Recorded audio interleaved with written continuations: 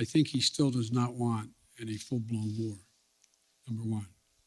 Number two, do I think he'll test the West, test the United States and NATO as significantly as he can? Yes, I think he will. But I think he'll pay a serious and dear price for it that he doesn't think now will cost him what it's going to cost him. And I think he'll regret having done it. Now, whether or not, I think that, how can I say this in a public forum?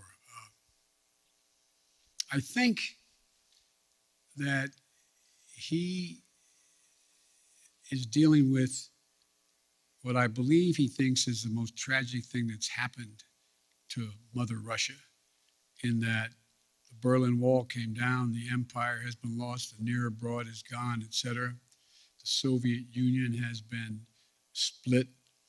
But think about what he has.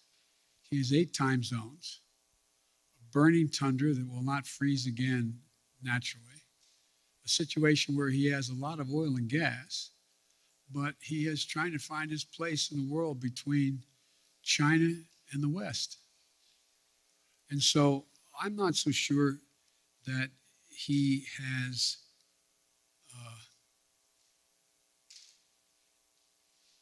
David, I'm not so sure he is certain what he's going to do. My guess is he will move in. He has to do something. And by the way, I've indicated to him the 2 things he said to me that he wants guarantees on. One is Ukraine will never be part of NATO.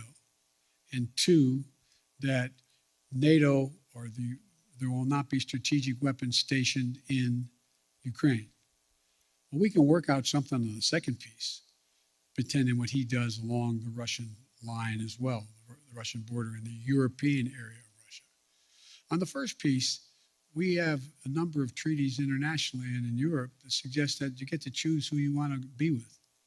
But the likelihood that Ukraine is going to join NATO in the near term is not very likely, based on much more work they have to do in terms of democracy and a few other things going on there, and whether or not the major allies in the West would vote to bring Ukraine in right now.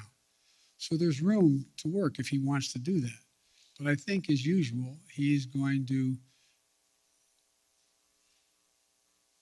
well, I probably shouldn't go any further, but I think it will hurt him badly.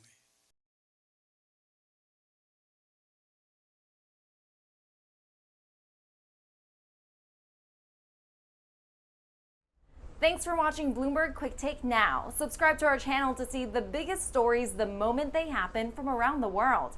And tune in to our 24/7 live stream for global news coverage, interviews, deep dives, shows, and documentaries on the stories you care about most.